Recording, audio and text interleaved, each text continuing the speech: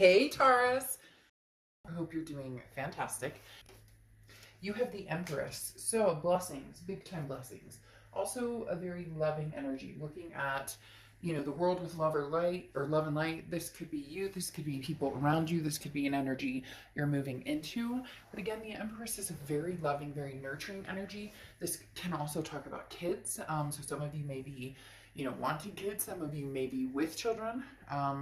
Some of you may be, pregnant, etc. But the Empress is a beautiful card to start off because again, this is somebody who has just learned that you're lucky to lead the path you have, even if there's been ups and downs, even if there's people missing from it or people that you're thinking about and not with. This is an incredible amount of love. There's wealth and abundance, and many things that are surrounding you are going to be more present in your life. And so this is just saying, breathe it in and appreciate it, and see the blessings that are going to start coming your way. The next card you have is your current position coming into the month, and you have the Ten of Pentacles. So right after the Empress, having the Ten of Pentacles is a pretty big deal. The Ten of Pentacles is a lifelong energy. The Ten of Pentacles is a legacy. This is generation after generation. So this is finding and being with somebody either from the past or present. We'll see a little more as the cards unfold.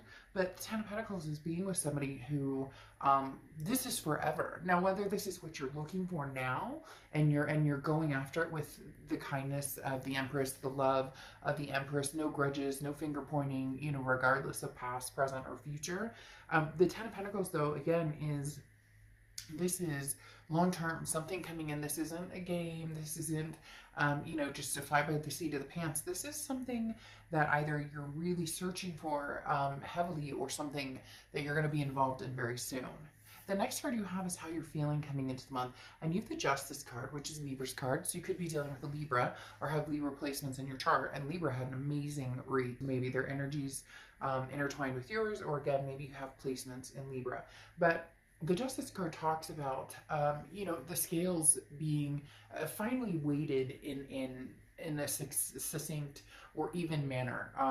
The Justice card talks about not having to rush into anything, not having to, there's no expectation here, but there is the side note of, again, not needing to run or not needing to rush into anything, but understanding what's fair, what's just, what's right, and knowing what it is you want, and knowing what it is, you're going for.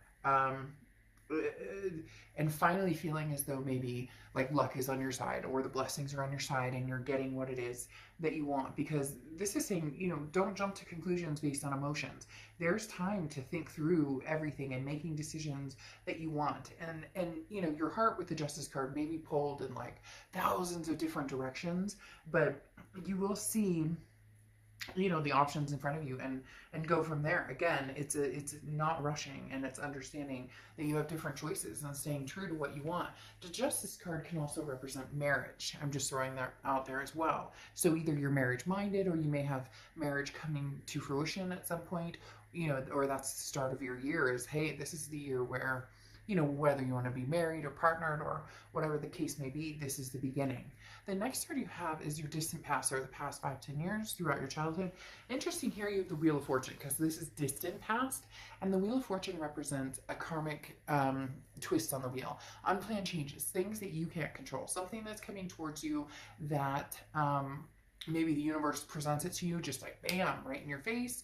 Other times you kind of have to, you want to go this direction, and the universe is like, well, we're going to take a detour here and a detour here and a detour here. Maybe you've been on the detours, and now you're starting to come to the, point that you wanted to be at. Again, the Wheel of Fortune represents some sort of karmic connection as well. So this could be a past connection, because this is the past placement. This is a past placement card, but also because the wheel can move backwards or forwards. And again, when the divine timing aspect comes in, that can be meeting somebody new, but it can also be, hey, finally our worlds collide and they make sense together. The next card you have is your immediate past. So over the past 2 weeks, past month or two, this is putting a plan in motion. You have the Two of Wands. The Two of Wands is goals. It's you know, groundbreaking. This is, as I was talking about, knowing where you're going and what you want, knowing what your options are, and then thinking it through and being wise about it. The Two of Wands says, okay, I want to set some goals. I want to make some moves in my life, but where am I going? What am I doing? What does that look like for me? So the Two of Wands does say that you've been focused pretty heavily on, you know, long-term legacy with this Ten of Pentacles and the Two of Wands coming up. The next card you have is your distant future. So over the next few months, and you have the Four of Swords. The Four of Swords is being at peace. The Four of Swords is rest, recuperation, relaxation. This again goes along with the do not rush factor over here and finding what's going to feel good and keep you at peace. You know, if you're with somebody and you're constantly like, ugh, uncomfortable, is this text going to come through okay? Is the, you know, figuring out the bumps or the butterflies versus, you know, the rocks in your stomach. If you're with somebody, do they uplift you or not that you're meeting them or expecting somebody to be, you know, oh, I had a bad day and it's your fault. It's not that type of energy. It's more of a congruent, when I'm around this person, how do I feel? And how do I make them feel too? It's reciprocal. A lot of times we think, well, how do I feel when I'm around this person? Well, you may feel great, but how do they feel when they're around you? So the Four of Swords, figuring out the energies around you, the options you have, and then what really makes sense in your life, what really is going to kind of put the icing on the cake, because a lot of you have been focused on yourself and where you're going and what you're doing and taking time out and just and breathing and getting spiritual again, or you know, maybe getting in shape or doing different things that make you feel good. And now it's time to incorporate maybe somebody else. The next card you have is your immediate future. So, and you have the King of Pentacles. The King of Pentacles is stability. This is like, it's almost saying you're on top of your game, and now you're looking for somebody who matches that or energy, or you may be finding somebody who matches that energy fairly soon. Because again, the King of Pentacles is somebody who has their shit together. They know what they're doing, and you know what you're doing, and you're feeling like, okay, I'm at that point where I'm ready to introduce somebody into my life. I'm ready to have that, because some of you already feel like, well, I have a decent job, or I have, you know, my kids and my life kind of squared away, but now I want to move forward with confidence, and this is a very stable, calm demeanor, and this is, you know, don't worry about making all the right choices. Make sure you're like, don't, you know, basically don't second guess yourself. If something feels right or feels good or makes sense right now, then make that choice. A lot of people think that if they make a choice, especially about people, that all of a sudden that, you know, if I make a decision about this past person, never talking to them again, and I go with this future person, then this past will go away forever and it'll never come back. Or if I choose the past and not the present, there's no chance I'll ever meet anybody else. It doesn't work that way. It's divine timing. It's when things are supposed to happen. The next card you have is anything tangible throughout the month, and you have the Ace of Swords. The Ace of Swords is logic, clarity, power. This is you really seeing things for what they are. Scorpio, this is you really having the power to bring to fruition what it is you want. And when I say seeing things clearly, there's definitely well, I don't want to say definitely, but for some of you, there's two people involved. There's somebody from the past, somebody from the present, and for some of you, you haven't even thought about love at all. You're just kind of like, I have too many other things going on. I have too many other issues that need to be taken care of. And now that you've gotten like your ducks in a row, the Ace of Swords is saying, okay, well, it might be time to, you know, see what's out there. I've been feeling, you know, a little frisky, or maybe, you know, didn't want to really be alone for the holidays. It would be nice to have some romance, but taking care of business was what was important. And now the Ace of Swords is saying, okay, well, come out swinging maybe and see what's out there. The next card you have is how you're feeling throughout the month. And you have the Page of Pentacles. The Page of Pentacles is, you know, wake up and smell the molasses, or the coffee or whatever you want to say. What is that? Not wake up and smell the molasses. I forget what it is, but I don't think it's wake up and smell the coffee either.